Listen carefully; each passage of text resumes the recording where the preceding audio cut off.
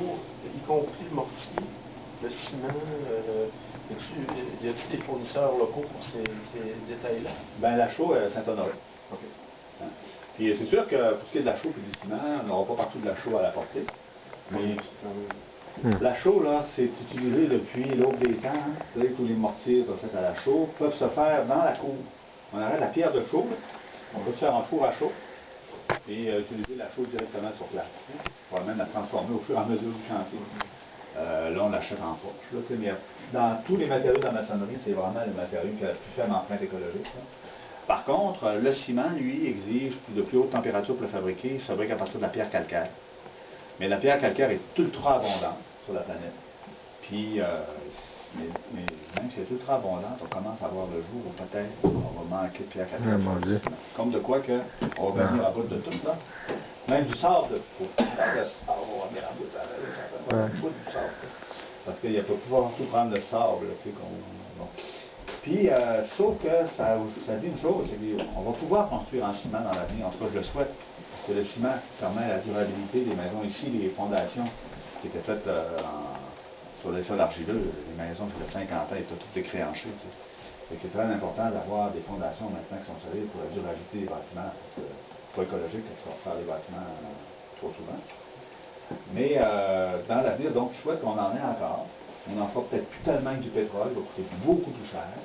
On va le faire peut-être avec du charbon de bois. On va l'économiser, on va arrêter de construire pour rien. Mais on va l'utiliser de manière judicieuse. Puis de manière judicieuse, ben, c'est une fondation, puis c'est une petite partie dans le recouvrement d'une maison de l'autre. Parce que si on n'utilise pas de ciment, dans ce mortier-là, ça se fait des maisons paille et chaux, paille et argile uniquement. Mais ils sont moins solides, ils ne sont pas structurels, ils ont beaucoup plus de travail. Dans le contexte actuel, là, les étés sont courts, ça coûte cher de se construire, on ne peut pas se permettre trop de construire pendant 3-4 ans. J'ai des amis, moi, qui ont construit leur maison. Tu sais, le 10% de pas écolo dans la maison ici, là, eux autres, là, ils voulaient le réduire à 2%. Ça fait 4 ans qu'ils sont dessus. Leurs maisons sont toutes à la main au complet, là, leur bardeau fendu, tous les joints étages en main, il n'y a pas un trou, il n'y a pas de ciment, c'est de l'argile. Tu sais. Ça fait 4 ans qu'ils sont en logement. Ils élèvent leur famille en logement. Au début, ils étaient dans une tente prospecteur. Là, ils sont en logement. Ils n'ont toujours pas habité à la maison. Ils payent le terrain, la maison, plus le logement. Puis ils travaillent dessus, puis ils ont un job à part, puis là, ça s'aboute. C'est qu'à un moment donné, nous autres, notre objectif ici au GREP, c'est pas d'être des super-héros de l'écologie. C'est pour dire, hey, moi, c'est les gens-là, mes amis, c'est des grands amis, là, qui font ça, là, ce que je vous dis là. Eux autres, là, les gens vont aller là, vont dire, vous êtes des dieux, vous êtes des héros, c'est extraordinaire. Chaque maison la plus écolo, on va être dans le journal et tout. Puis, mais je ne jamais ça. Mais les gens vont dire, moi, je suis complètement chez nous. Je suis vraiment pas un super-héros, hein. Ça donne quoi? C'est sûr, c'est plaisant parce que ça nous permet, c'est des gens qui font des expériences, donc plus loin, pas plus loin, c'est super, tu sais. Mais en même temps, tel quel, là, c'est pas transposable. Nous autres, ce qu'on cherche, c'est des solutions transposables pour faire la révolution. L'évolution, changement. Ça, on veut faire. Non, mais il faut une vraie solution qui remplace. Les autres, on a entendu longtemps avant de le dire. Hein. Les 5 premières années, on n'a pas dit un mot. On a construit nos maisons, on a entendu, tu sais. On sait avoir des problèmes. C'est quoi? Il y en a eu des petits. On a trouvé des solutions. On a attendu pour 5 ans, tu sais. Puis après, on a commencé vraiment à parler et à diffuser. Il faut s'y mettre. Mais là, regarde. En fait, c'est la technique actuellement qui se répand le plus vite dans le monde, parce que nos neveux, les neveux à Marie-Thérèse, des neveux, sont venus ici construire, puis ont fondé une association en France qui s'appelle Approche Paille. Puis en font la promotion et la diffusion, il y en a un qui a fait une partie de son travail, puis elle se répand énormément. Pour cette raison-là, c'est qu'elle est faisable dans le contexte actuel. Là. Tu peux te faire ta maison écolo, à la place de ta maison pas écolo, puis c'est faisable. Et tu fais un petit compromis, là, pas qu'à cause que tu as mis la peinture au latex écolo sur ta maison, c'est vraiment radicalement écologique, beaucoup plus, là. Bon, il reste après ça la question du ciment. Mais on voudrait réduire la quantité de ciment, mais on ne voudrait pas que ça diminue la force du béton, puis il y a moyen d'augmenter la force d'un mortier en diminuant le ciment, en gardant la même force, par des pouzzolanes, par-ci, par ça. Puis ça, en France, ils ont lancé des chantiers là-dessus pour trouver des façons de le faire. Il y a un moyen. De l'améliorer encore, de le diminuer. Non, c'est des pouzzolanes, c'est de la brique pilée, par exemple. C'est des pouzzolanes, ça. Puis ça peut être à partir de briques recyclées. Plusieurs façons de faire, puis avec de l'argile dans la chaux dorée, qu'on appelle, ou de la chaux aérienne, qui est bien technique, mais on diminuerait l'empreinte écologique de notre mortier. Donc, son bilan CO2 sera encore meilleur. Mais actuellement, la maison, elle capte du carbone. Elle est positive en termes de captation d'émissions de CO2. Déjà, comme elle est là, mais ça ne peut pas encore l'augmenter cette année. Ouais, c'est bon. Oui, Ouais, je voulais juste savoir, y a-t-il des contracteurs au Québec qui sont capables de construire des maisons avec la technique du grève actuellement? Ouais, pas vraiment. Pas vraiment. Mais est-ce que vous pensez qu'il peut y avoir des ouvertures dans ce milieu-là? Parce que la construction. Ouais. De plus en plus, il y a des contracteurs qui sont maintenant capables, des entrepreneurs, surtout des consultants, sont capables de dessiner puis de donner l'approbation de plus en plus pour les maisons techniques du grève. Ce qui est le problème, bien souvent, c'est que quand on arrive avec des poutres comme ça, là, qui sont pas dans le code du bâtiment, depuis la réforme de la réglementation, là, tout le monde se fait embêter par les municipalités qui sont pognées avec la nouvelle réglementation.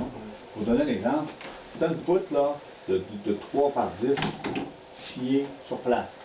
Ben, ils vont la refuser. Ils vont dire non, nous autres, là, c'est 2 par 10 dans le code. Mais non, mais je comprends, là. Qu'est-ce que c'est 3 par 10?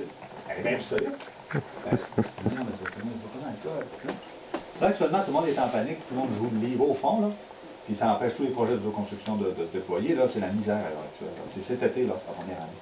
Il y a un travail à faire, là, pour que le monde arrête de niaiser, là. Parce que c'est rendu tard que c'est les gouvernements qui vont décider quel genre de projet de société qu'il va y avoir dans la société, mais c'est pas le gouvernement, les élus. C'est juste l'application technocratique de des règlements. Que tout le monde aille. Que tout le monde aille, puis que là, tout le monde va. Puis même le fonctionnaire va. Les fonctionnaires qui sont niaiseux, le règlement. Même lui, tu sais. Le fonctionnaire pas envie. Il dit oui, là, mais il est obligé. Fait que là, il dit fallait calculer par un ingénieur. Hey! On va construire une maison résidentielle, pas un pont, tu sais. Je dis, ils sont plus gros. Prendre avec les pontons. Ouais. Ouais, c'est ça. Quoi? Ouais, il y a comme mettez-le sur les ponts déjà, ça va être pas le job. Ouais, c'est ça, tu sais. Mais en fait, c'est pas l'industrie comme telle, c'est plutôt la réglementation qui vient du gouvernement. On est en phase de Ouais, ok. réglementation. Mettons 3 par 10, t'es pas obligé de prendre. Tu pourrais, à la limite, faire tout avec du bois standard. Oui. Très bien, moins compliqué. Te casser zéro la terre. Ouais. Puis, Ça roulerait au fond. Ça roulerait au fond. Oui, parce qu'actuellement, le ballot de paille a été reconnu. Là, il y a une place que là, Sainte-Brigitte de Laval, là, ils ne veulent pas reconnaître le ballot de paille parce qu'il n'est pas homologué. Mais ailleurs, ils le reconnaissent. Partout sauf à Sainte-Brigitte de Laval. Actuellement, j'ai un cas, là, Sainte-Brigitte de Laval. Parce qu'à cause de ça, tout le monde est stressé dans les municipalités, là. Il y a une nouvelle réglementation, puis là, et là, nous autres, on l'a fait tester pour. Là, ce qui était la pire affaire, c'était la valeur isolante. C'était pas capable de prouver que ta maison faisait R24.5 et plus, tu n'avais pas ton permis. Et là, actuellement, on a l'étude, fournit ça, c'est reconnu par la régie de laboratoire, R30, tu es au-dessus. Donc, je présente ça, puis ça règle le problème. Maintenant, ils vont exiger le par rapport. Et là, ben, il faut mettre un pare-vapeur sur les plans. Sur le pare-vapeur. Sur les plans. Sur les plans. Les plans. On spécifie. Là, les inspecteurs, il n'y en a pas assez dans la municipalité pour pouvoir surveiller tous les chantiers. On s'entend tout là-dessus, tu sais. Ils ne sont même pas capables de gérer les plaintes, là. Fait qu'ils vont pas faire le tour de tous les chantiers pour s'amuser, pour à toutes les étapes si tout est conforme au plan, tu sais. Fait qu'ils ne viendront pas voir si c'est un pare-vapeur ou pas dans ta maison. Mais ça veut dire que dans ma maison, je vais avoir une malfaçon. Un vice. Il ne faut pas que ça soit un vice caché. Si je la revends, pas que je sois poursuivi, ben, il va falloir que je le déclare à la vente. Si je le déclare, je vais avoir une baisse de valeur parce que celui qui va acheter ma maison, s'il y a un vice, on peut négocier plus bas pour la valeur de la maison à l'achat. Tu sais, c'est le risque que je prends. Ou on prend le risque que quelqu'un qui va acheter une maison en ballot de paille technique du grève, la première question qu'il va poser, c'est il n'y a pas de par-rapport, hein? Oui! Maintenant, OK, je te donne 1000 piastres de plus. Ouais, c'est ça. C'est ça, fait que c'est pas un risque vraiment. Le pari, c'est que l'acheteur, il va être au courant qu'il ne faut pas, c'est ça. Ben, c'est ça, il va être au courant qu'il n'y a pas besoin de par-rapport dans une maison en ballot de paille, puisque on s'attendait encore un peu, là, on verrait que toute l'eau va être absorbée. De tout ça d'absorber. Ça, c'est de l'eau 100%, là. Et dans le mur, c'est pas de l'eau qui passe, c'est la vapeur d'eau. Le mortier grève, là, on sait que le bois, c'est le meilleur régulateur hydrique de tous les matériaux de la construction. qui est capable de tous les bois dans une maison déclencher des meubles en autant qu'ils n'ont pas une pouce de verre dessus, là, ben, le plastique, là, sont capables d'absorber l'humidité et de la réémettre quand on en a besoin. L'humidité qui passe à travers les murs l'hiver va se condenser dans le mur en quelque part, la paille va l'absorber et va le réémettre, il n'y a aucune détérioration du matériau, c'est reconnu depuis longtemps. Comment c'est qu'un champignon, une mérule qui s'installe dans les murs? Oui, à peu près 20% du poids en eau d'eau. Faut que tu aies un déluge dans ton. Ouais. C'est un gros problème. Le toit, là, il y a un trou.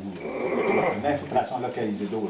Par la vapeur qui passe. Ce ne sera jamais dans plus que dans un des dallots particuliers. Les dallots sont tous encaissés de tous les côtés dans une couche de ciment à grandeur parce que tu en mets de tous les côtés. De deux côtés.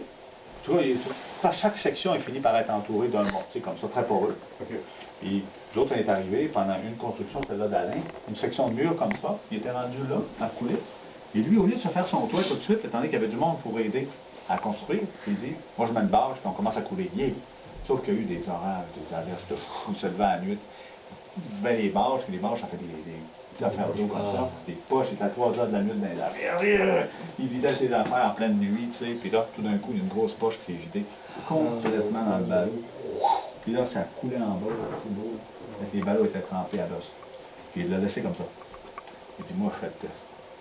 Il l'a laissé comme ça, il a fermé le mur, il a fait un trou pour l'aérer un peu, mais finalement, tout a très bien séché le ballon. C'est pas à faire. Hey, tout qu'un reste, c'est maintenant. Ils sont tous morts, ils ont respiré les mérules.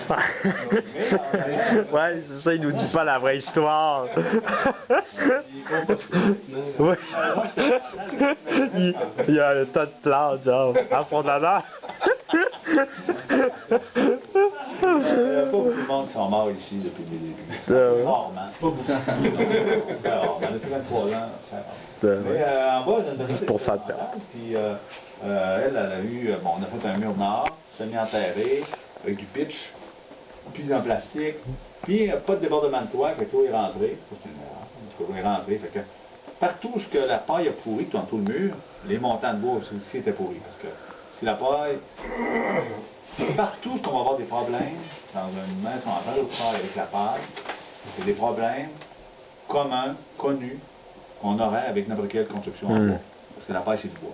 Okay? Donc, on connaît des problèmes en construction là, depuis longtemps, que c'est cause des problèmes d'une maison, des infiltrations par les toits, par le débordement de toit, par les fondations, dans le bas des fenêtres, jonction en deux bâtiments mal faits, etc. C'est connu. Mais si ça arrive, là, pas dans la maisonnette, là, ça n'avait pas le choix de pourrir.